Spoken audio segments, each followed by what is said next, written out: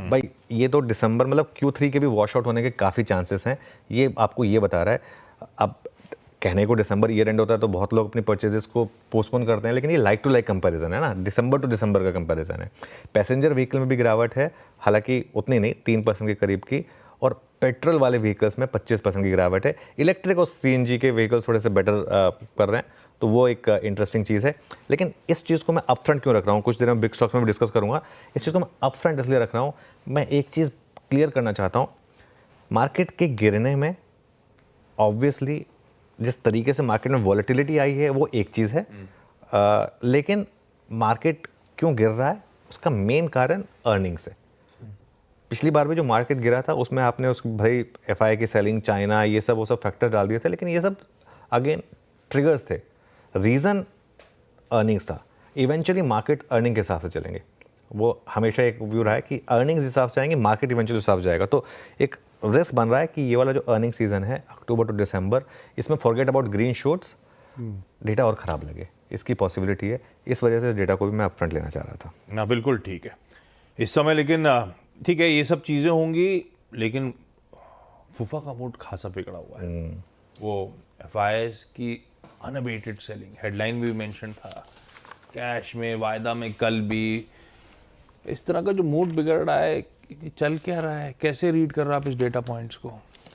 बिल्कुल, तो देखिए इसमें ना FIs का जो कनेक्शन है बाज़ार के साथ, पहले उसकी बात कर लेते हैं, क्योंकि इसका काफ़ी इम्पैक्ट आ रहा है हमारी मार्केट पर। और कल भी आप देखिए आशीष, कल FIs ने कुल मिलाकर 14,000 करोड़ रुपए की कैश मार्केट में और फ्यूचर्स मार्केट में मिला के कुल मिला के सेलिंग की है।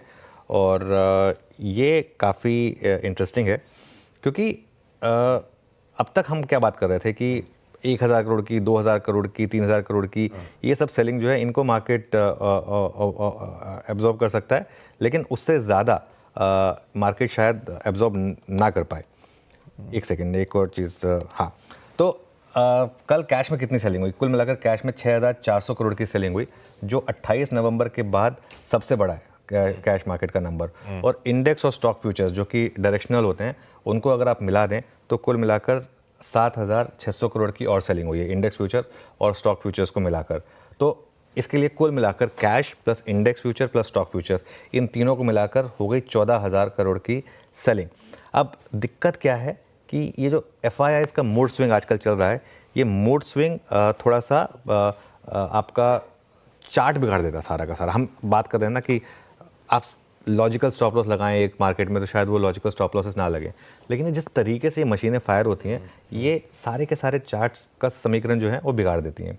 और ज़्यादातर जो FI की सेलिंग होती है वो होती है 5 से 6 बड़े स्टॉक्स में, 5 से 6 बड़े स्टॉक्स में वो कुल मिलाकर कॉन्सेंट्रेटेड होती है।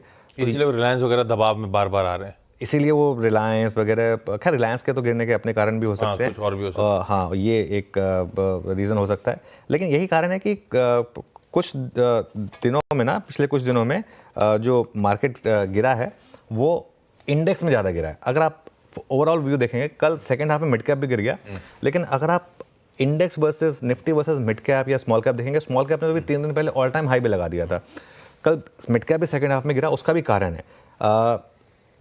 लेकिन एज अ ट्रेडर आप क्या कर सकते हैं? अभी कुछ टाइम के लिए आप मिड कैप और स्मॉल कैप में रहें या स्टॉक स्पेसिफिक रहें, वहाँ बड़ा पैसा बन रहा है।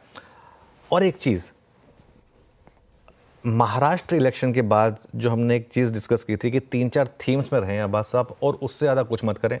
अगर आपने बस उन थीम्स में रहे होते ना, बहुत पैसा बनाया मार्केट में। आप देखिए हमने क्या क्या बात की थी, डिफेंस के 3-4 स्टॉक्स लेकर आइए आप, चाहे वो हैल हो, चाहे BEL हो, चाहे आपका इवन ये मैज़गांव डॉक, एक महीने के चार्ट लेकर आइए, कल के नहीं, इनके एक महीने के चार्ट देखिए आप सबके, हैल का, BEL का, चाहे आप मैज़गांव डॉक देख लें, गार्डन रीच शिप बिल्डर देख लें, सब में एक महीने में गजब मूव है। मतलब इतना पैसा बनाया होगा आपने एक महीने में, और ये उस इलेक्शन के बाद से मूव आए, ऐसा नहीं कि पहले से मूव आने शुरू हो गए थे। डिक्सन टेक देख लीजिए आप, डिक्सन टेक, रियल एस्टेट के स्टॉक्स देख लीजिए, हमने मैक्रोटेक, ओबेरॉय रियल्टी, ये कुछ स्टॉक्स की बात की थी कि इनमें आप पैसा लगाइए जब महाराष्ट्र इलेक्शन के बाद कि ये थीम्स, तो थीम अगर आपने अच्छी थीम पकड़ लिए तो मार्केट ने बहुत पैसा बना के दिया। पैसा किसका गया है? जो ज़बरदस्ती इंडेक्स में ज़बरदस्ती मौके ढूंढ रहा था, अदरवाइज इन सब स्टॉक्स में अच्छा पैसा बना है। होटल्स, इंडियन होटल्स का 1 महीने का चार्ट देख लीजिए, क्या शानदार पैसा बना है। तो मार्केट ने आपको थीम्स बहुत दिए हैं।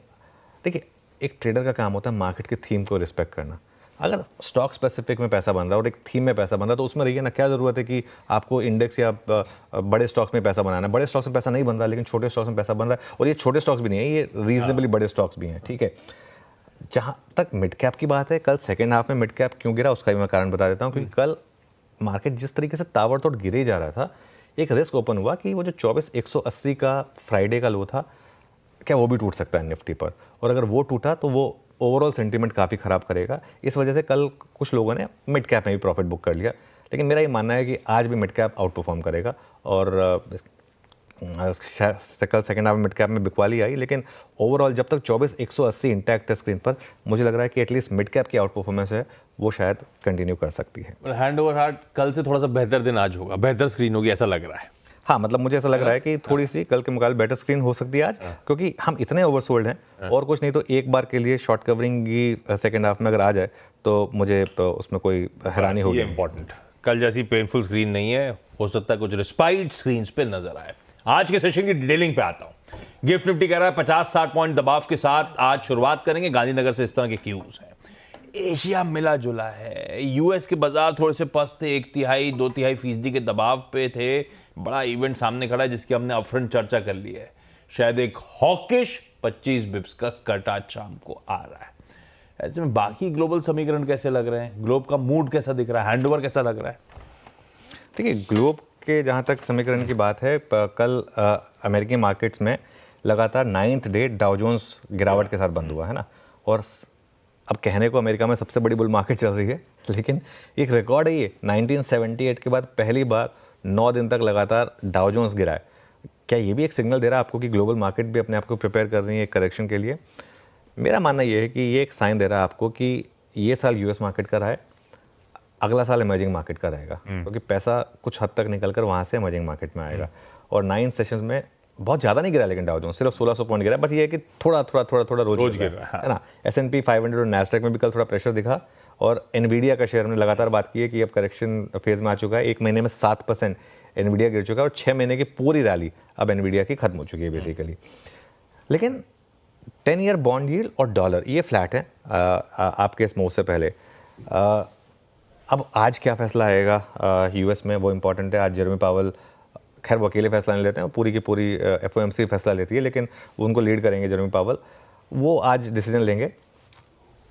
वहाँ महंगाई जो है अभी भी 2% के टारगेट से थोड़ी सी दूर है, और अक्टूबर में उनका जो PCE है, जो बहुत इंपॉर्टेंट डेटा होता है, वो 2.3% पर आया है। लेबर मार्केट अभी भी वहाँ काफ़ी टाइट है, ये बार बार बात हुई है। 20 जनवरी को डोनाल्ड ट्रंप ऑफिशियली प्रेसिडेंट बनेंगे, तो उसके बाद tariff changes, tax rate cuts वगैरह वगैरह ये सब पे डिसीजंस आएंगे। उनका क्या इम्पैक्ट पड़ेगा इकोनॉमी पर, ये देखना होगा।